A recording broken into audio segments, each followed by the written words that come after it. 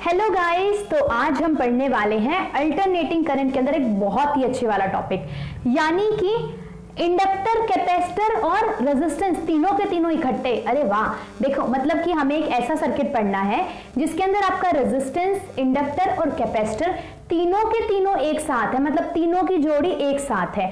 और यहां से हम क्या क्या पढ़ने वाले हैं, हम पढ़ेंगे पावर फैक्टर के बारे में, इंपीडेंस के बारे में। अजीब अजीब से वर्ड लग रहे हैं ना। शुरू करते हैं और देखते हैं कि ये सब कुछ होते क्या है हमारे पास में, और साथ में हम ग्राफ भी पढ़ने वाले हैं जो यहां से पूछे जाते हैं अपने। ठीक है, देखो ग्राफ में क्या देगा, अगर एमसीक्यू देगा तो ग्राफ बना के दे सकता है, या फिर इसके छोटे छोटे न्यूमेरिकल्स बनते हैं वो हमसे पूछ सकता है। तो हमारे थ्योरेटिकल और ऑब्जेक्टिव दोनों ही एग्जाम्स के लिए इंपॉर्टेंट है। तो फटाफट से शुरू करते हैं। जैसे देखो आपके पास में ना ये बैटरी लगी हुई थी और यहां से आई करंट जा रहा था। ठीक है, कंफ्यूज मत हो जाना। जो अगर आपके पास में दो आपके पास में लाइंस और दोनों बराबर हैं तो वो रिप्रेजेंट करती है कैपेसिटर को, और एक छोटी लाइन और एक बड़ी लाइन रिप्रेजेंट करती है किसी बैटरी को, जिसमें से बड़ी लाइन पॉजिटिव टर्मिनल होती है और छोटे वाली क्या होती है, नेगेटिव टर्मिनल। तो यहां से आई करंट गया आपका, तो आई करंट यहाँ पे ना तीन ब्रांचेस के अंदर बाइफरकेट हो जाएगा। मान लिया कि मैंने माना कि जो आर रेजिस्टेंस के अंदर गया I1 करंट रेजिस्टेंस वाली लाइन के अंदर, इंडक्टर के अंदर गया आपका I2 करंट और कैपेसिटर के अंदर गया आपका I3 करंट। ठीक है, तीनों के मैंने करंट अलग अलग कर लिया आपके पास में। तो अब इन तीनों के लिए करंट्स की वैल्यू क्या निकलेगी, पहले तो हमें वो देखना पड़ेगा। तो देखो रेजिस्टेंस के लिए जो करंट होता है उसकी वैल्यू क्या होती है, ओम्स लॉ पढ़ा है ना, V is equal to I R. तो I की वैल्यू होती है V अपॉन में R वैसे तो, पर यहां पर हम सेल में EMF की बात करेंगे तो क्या हो जाएगी आपकी EMF अपॉन का R। ठीक है, क्या हो जाएगी आपके पास में EMF अपॉन का रेजिस्टेंस। करंट किसके लिए निकला, रेजिस्टेंस के लिए, तो मैंने इसके पैर में क्या लिख दिया, R लिख दिया। ठीक है, IR मतलब कि जो एक सेकेंड यहां पर आपके पास में क्या है, जो रेजिस्टेंस की वजह से करंट है उसकी वैल्यू आ गई EMF अपॉन का रेजिस्टेंस। हो सकता है कहीं पे वोल्टेज अपॉन का रेजिस्टेंस भी लिखा मिले, मतलब कि V अपॉन का R भी लिखा मिल सकता है। आगे चलते हैं। अब हम बात करेंगे कि इंडक्टर के अंदर जो आपके पास में करंट फ्लो करता है, और यहाँ पे हम पीक वैल्यू लेकर चलते हैं इसलिए E0 लिखा हुआ होता है यहाँ पर। ठीक है, मैक्सिमम वैल्यू। जब इंडक्टर के लिए आप क्या निकालते हो, करंट की वैल्यू निकालते हो, तो उसका फॉर्मूला होता है E0 अपॉन का ओमेगा L। किसके बराबर होता है, E0 अपॉन का ओमेगा L। और जो ये ओमेगा L होता है ना, ये ओमेगा L होता है आपका इंडक्टिव ये ओमेगा L बराबर होगा XL के बराबर, यानी पूरे के पूरे ओमेगा L को एक नए वर्ड से लिखा जाता है जो कि होता है XL, मतलब X के पैर में यहां पर क्या है, L है, क्योंकि हम यहां पर इंडक्टर के बारे में बात कर रहे हैं। और इसको हम बोलते हैं इंडक्टिव रिएक्टेंस।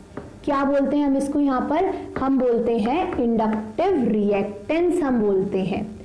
ठीक है, आगे की बात करें। अच्छा, अब हम बात कर लेते हैं कैपेसिटर के लिए। तो जब कैपेसिटर के लिए हम करंट निकालते हैं तो उसकी वैल्यू होती है E0 इंटू में ओमेगा C। E0 आपकी पीक वैल्यू ऑफ EMF होगी, ओमेगा आपकी एंगुलर फ्रीक्वेंसी, और C होगा आपका जितना कैपेसिटेंस होगा। जैसे यहाँ पर L क्या था, जितनी भी आपकी इंडक्टर की वैल्यू होगी। ठीक है, तो यहां पर जो ओमेगा C होता है वो बराबर होता है 1 अपॉन XC के बराबर। ये क्या होता है, जो XC XL लिखा ना, जैसे रेजिस्टेंस के लिए R सिंबल वर्ड यूज करते हैं ना, तो ठीक ऐसे ही इनके रेजिस्टेंस के लिए XL यूज करते हैं इंडक्टर के लिए, और XC यूज करते हैं हम कैपेसिटर के लिए। ठीक है, तो आपके पास में जो ये XC है यहां पर, ये कहलाता है कैपेसिटिव रिएक्टेंस। ये क्या कहलाता है आपके पास में, ये कहलाता है कैपेसिटिव रिएक्टेंस। ठीक है, हमारे पास में। तो अगर मैं इसको कैसे लिखना चाहूं XL की फॉर्म में, तो मैं इंडक्टर के करंट को कैसे लिख सकती हूं, देखो इसको मैं ऐसे लिख सकती हूँ ना, E0 अपॉन का XL लिख सकती हूँ। और कैपेसिटर के लिए लिखना चाहूं तो क्या हो जाएगा आपके पास में E0, और इस XC की जगह पे क्या आ जाएगा, 1 अपॉन X, मतलब ओमेगा C की जगह पे 1 अपॉन का XC। ठीक है, तीनों के करंट निकल गए, एक वैल्यू ये आई, एक वैल्यू ये आई, और एक वैल्यू आपकी ये आई। ठीक है, यहां से अब क्या कर लेंगे, हम नेट करंट निकाल लेंगे। तो जब हम नेट करंट निकालेंगे तो तीनों की वैल्यूज आपके पास में ऐड हो जाएंगी, या फिर जैसे भी जिस भी हिसाब से पूछे, मान लिया आपको इंडक्टर का करंट निकालने के लिए बोल रहा है, कैपेसिटर का, तो आप निकाल सकते हो इन तीनों के तीनों फॉर्मूले से। ठीक है, अब इससे आगे एक डायग्राम है जो बहुत ज्यादा इंपॉर्टेंट है, उसको देखो। अब देखते हैं, शुरू करते हैं हम इससे आगे अपनी इंपॉर्टेंट चीज जो है यहां से 3 फॉर्मूले क्लियर हो गए आपके पास में। दूसरा एक चीज और देख लेते हैं यहां पर, जो आपके पास में मैंने लिखा था ना XC बराबर होता है 1/ओमेगा c के बराबर, तो ये जो ओमेगा होता है एंगुलर फ्रीक्वेंसी 2 पाई इंटू में न्यू के बराबर होती है, तो इसके फॉर्मूले में आपको इस तरीके से भी लिखा मिल सकता है 2 पाई न्यू इंटू में c। ठीक है, जैसे इंडक्टिव रिएक्टेंस के लिए फॉर्मूला होता है इंडक्टिव रिएक्टेंस के लिए फॉर्मूला होता है 1 में ओमेगा l, नहीं इंडक्टिव रिएक्टेंस तो हमने डायरेक्टली ही ओमेगा एल माना था ना, क्या माना था देखो, दोबारा से कंफ्यूज हो रहे हैं ना ऐसे, तो जैसे मैंने क्या माना था, इंडक्टर के लिए जब मैंने करंट लिखा था तो मैंने लिखा था ई नॉट अपॉन का ओमेगा एल, जब कैपेसिटर के लिए लिखा था तो मैंने लिखा था ई नॉट अपॉन का ओमेगा सी। ठीक है, तो फिर मैंने यहाँ पे ओमेगा एल तो आपका क्या होगा, डायरेक्टली ही एक्स एल के बराबर होगा, तो यानी एक्स एल आपका 2 पाई न्यू इंटू में एल के बराबर भी होता है। 2 फॉर्मूले याद हो गए, जब इंडक्टर का निकालते हैं तो 2 पाई न्यू डायरेक्टली मल्टीप्लाई में आता है, कैपेसिटेंस के में वो इनवर्स में हो जाता है। क्यों होता है, इस वाले फॉर्मूले से आपको याद रह जाएगा करंट वाले से। अब हम चलते हैं आगे, जो इससे हमारे पास में इंपॉर्टेंट है, 2 ग्राफ्स हम देखेंगे। ये चीज होगी हमारे पास में। अब देखो हम ये देखते हैं कि जो आपके पास में जो रेजिस्टेंस होता है ना, उसके लिए जो करंट और वोल्टेज होती है वो दोनों की दोनों ना सेम फेज के अंदर होती है। मतलब कि रेजिस्टेंस का फेज हम 0 मान के चलते हैं, मतलब जैसे बोलते हैं ना किसी चीज का हम कोई पॉइंट, जैसे स्टार्टिंग पॉइंट मान के चलेंगे जिस चीज से हम और दूसरों को कंपेयर करेंगे, तो ठीक ऐसे ही यहाँ पर हम रेजिस्टेंस को मान के चलते हैं बेस आपके पास में। तो यहाँ पर मैं एक ग्राफ ड्रॉ करने वाली हूँ, या एक स्केच है आपके पास में, जिसके अंदर देखो मैंने यहां पर ली वोल्टेज ऑफ रेजिस्टेंस, ऊपर मैंने ली वोल्टेज ऑफ इंडक्टर और नीचे मैंने ली वोल्टेज ऑफ कैपेसिटर। ठीक है, तो क्या होता है कि जो आपके पास में रेजिस्टेंस की वोल्टेज है, इसको हम मान के चलते हैं कि ये 0 फेज में होती है। ठीक है, अब देखो यहां पर क्या होता है कि रेजिस्टेंस से जो इंडक्टर होता है उसकी वोल्टेज क्या होती है, 90 डिग्री आगे होती है। क्या होती है, 90 डिग्री आगे होती है, यानी कि रेजिस्टेंस से जो इंडक्टर की वोल्टेज है वो क्या होती है, 90 डिग्री लीड करती है। जबकि रेजिस्टेंस से कैपेसिटर की वोल्टेज देखी जाए तो वो 90 डिग्री लैग करती है। वैसे ना समझ में आए तो ऊपर जैसे कि प्लस का वाई एक्सिस होता है, नीचे माइनस का वाई एक्सिस होता है, तो ऐसे समझ लो, ऊपर मतलब लीड करेगी, नीचे मतलब लैग करेगी। ठीक है, तो यानी अगर टोटल पूछा जाए तो इंडक्टर की वोल्टेज और कैपेसिटर की वोल्टेज के अंदर कितने का डिफरेंस होता है, 180 डिग्री का, और 180 डिग्री को हम पाई से भी लिखते हैं। ठीक है, टोटल कितना हो गया, 90 प्लस में 90, 180 डिग्री का फेज डिफरेंस हो गया अपने पास में। तो इसीलिए जब हम नेट वोल्टेज निकालते हैं ना, मान लिया आपके पास में तीनों से इकट्ठे लगे हुए हैं और आपको नेट वोल्टेज निकालनी है, तो हम हमेशा क्या करते हैं, वोल्टेज के केस में ओमेगा एल में से ओमेगा सी को क्या करते हैं, हम माइनस करते हैं। बाद में करंट का भी समझाऊंगी। ठीक है, तो यहां पर मुझे नेट वोल्टेज निकालनी है, तो उसका फॉर्मूला क्या होता है, वोल्टेज ऑफ रेजिस्टेंस का स्क्वायर इनटू में voltage of inductor minus capacitor का स्क्वायर। ठीक है, हमारे पास में फिर हमें पता होता है कि वोल्टेज ऑफ रेजिस्टेंस किसके बराबर होती है, I इंटू आर के बराबर, तो मैंने लिख दिया। इंडक्टर के अंदर हम क्या लिखते हैं, इंडक्टर के अंदर जब आप देखो, अगर भूल रहे हो तो दोबारा से हम लिख सकते हैं। यहाँ पर क्या लिखेंगे कि इंडक्टर का करंट किसके बराबर होता है, ई नॉट अपॉन में एक्स एल के बराबर होता है, और कैपेसिटेंस का क्या होता है, ई नॉट इंटू में X C, E naught upon में एक्स सी के बराबर होता है। ये चीज होती है ना हमारे पास में। तो अब हम इसको आगे की साइड लिखते हैं, तो यानी कि आपके पास में क्या हो जाएगा, यहाँ पर ई नॉट की वैल्यू क्या हो जाएगी आपके पास में, उधर मल्टीप्लाई कर दूं तो ये हो जाएगा आई इंटू में एक्स एल का होल स्क्वायर, और यहाँ पर माइनस में क्या हो जाएगा, या फिर इसको आप अलग अलग लिख लो, आई इंटू में एक्स एल माइनस का आई इंटू में एक्स सी का होल स्क्वायर।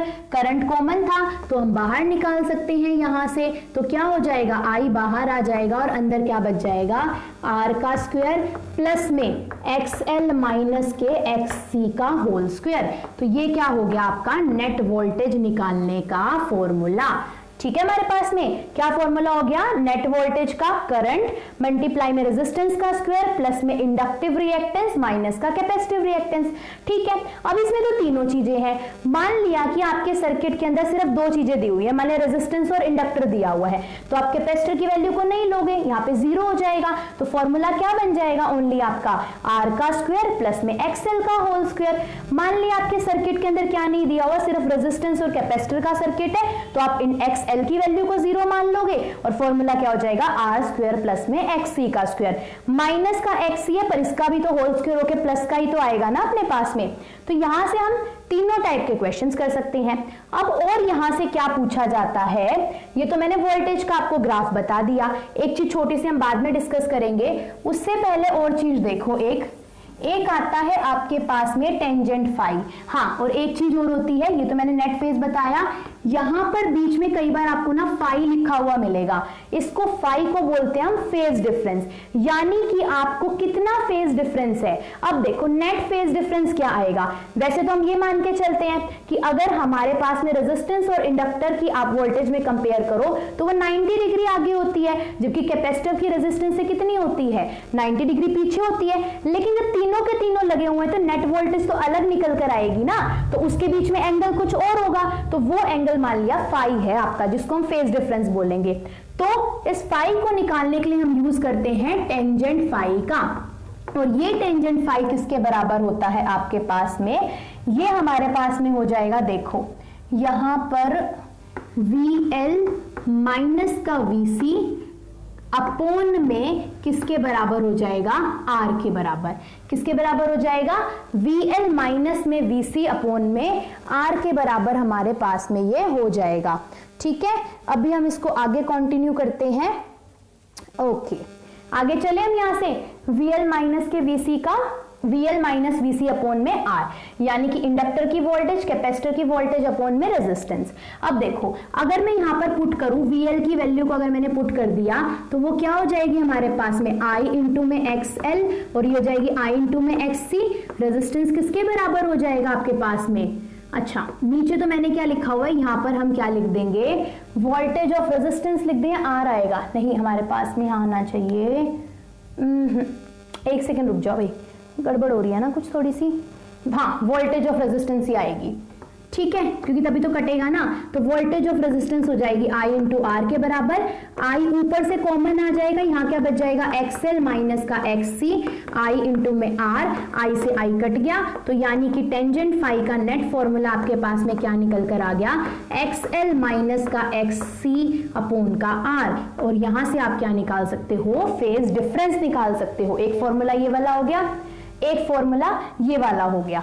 ठीक है, हमारे पास में आगे हम चलते हैं, यहां से ये चीज तो होगी। अब आप पूछोगे कि मैंने VL माइनस का VC क्यों किया, क्योंकि ध्यान से डायग्राम के अंदर देखो, जो हमारे पास में इंडक्टर की वोल्टेज थी वो कैपेसिटर की वोल्टेज को, नीचे VC था ना, वो क्या कर रही थी, लीड कर रही थी, इसीलिए मैंने VL माइनस का VC करा, वरना तो VC माइनस का VL भी तो कर सकते थे, क्यों नहीं करा, रीजन था ये आपका। ठीक है, यहां तक की बात। आगे चलते हैं हम, ये सारी चीजें क्लियर होगी।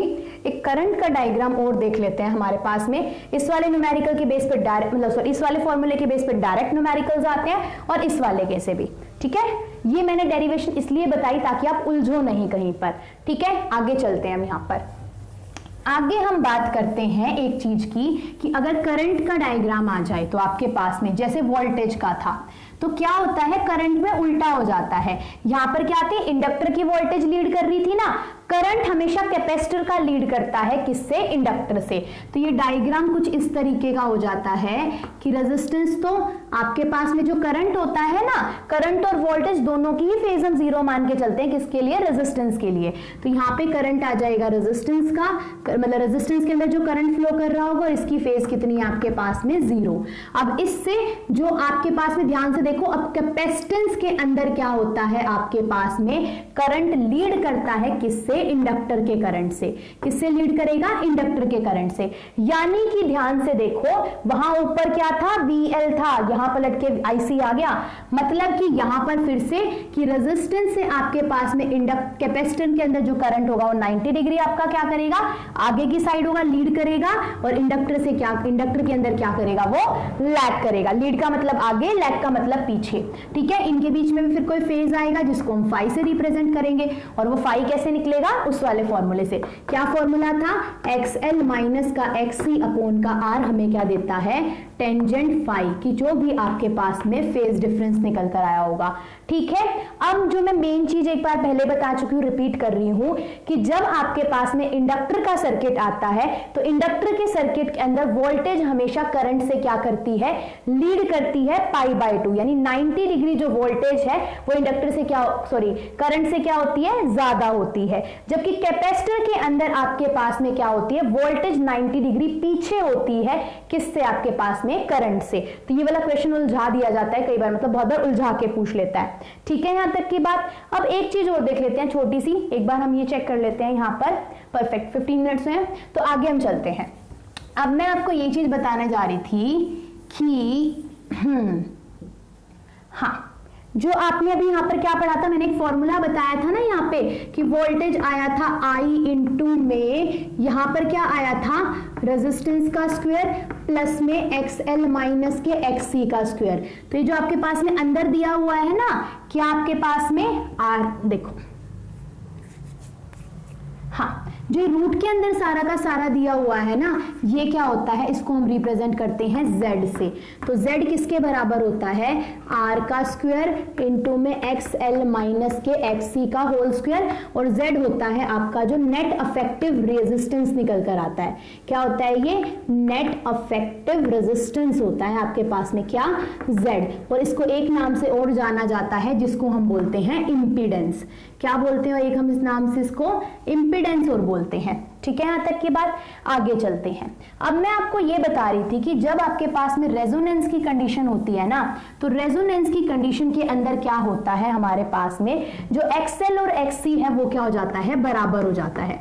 मतलब XL और XC क्या हो जाता है, आपके पास में बराबर हो जाता है। कब, जब आपका सर्किट क्या शो कर रहा हो, रेजोनेंस शो कर रहा हो, रेजोनेंस शो कर रहा हो, ठीक है। अब XL किसके बराबर होता है हमारे पास में, ओमेगा L के बराबर, और XC किसके बराबर होता है, 1/ओमेगा C के बराबर। तो हम ओमेगा को उधर ले जाएंगे तो हो जाएगा omega square is equal to 1/LC। So omega की वैल्यू निकालेंगे तो हो जाएगा 1/LC। और इस ओमेगा को हम क्या बोलते हैं, जो यहां से वैल्यू निकलेगी, इसको बोला जाता है रेजोनेंस फ्रीक्वेंसी। क्या बोलते हैं हम इसको, रेजोनेंस फ्रीक्वेंसी बोलते हैं हम इसको यहां से। ये चीज ठीक है, यहां तक की बात। आगे चलते हैं। ये तो क्या थी, रेजोनेंस की कंडीशन थी।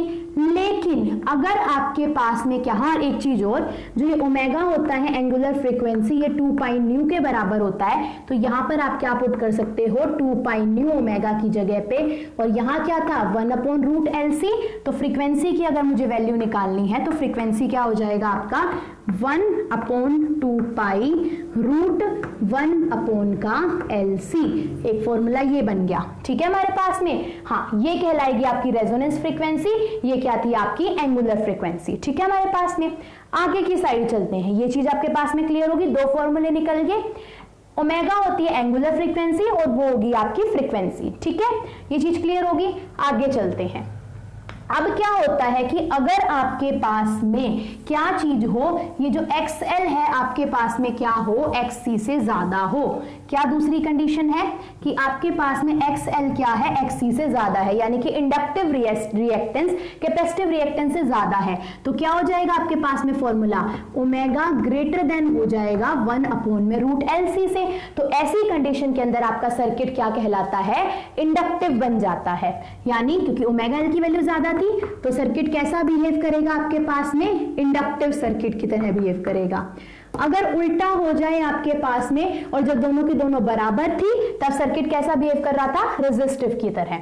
अगर आपके पास में XL XC से कम हो जाए, यानी ओमेगा की वैल्यू लेस देन 1/√LC हो जाए, तो आपका सर्किट कैसा हो जाता है, ये सर्किट हो जाता है कैपेसिटिव। कैसा सर्किट हो जाता है हमारे पास में, कैपेसिटिव सर्किट हो जाता है। ठीक है, यहां तक की बात। तो आई होप कुछ इंपॉर्टेंट पॉइंट्स हमारे पास में यहां पर क्लियर हो गए होंगे। इसके कुछ जो पावर फैक्टर वाले पॉइंट्स बचते हैं ना, जहां से छोटे मोटे न्यूमेरिकल्स हमारे बनते हैं, वो हम नेक्स्ट पार्ट के अंदर कर लेंगे। हाँ, और एक चीज और, चलो वो उसमें ही बता दूंगी कि आपके पास में जो प्योर इंडक्टर और कैपेसिटर होता है उसके अंदर ना कोई भी पावर लॉस नहीं होता, तो हम वहां पर ही बात करेंगे। ठीक है, सो इस वाले पार्ट को हम यहीं पर ही कंपाइल करते हैं। ठीक है।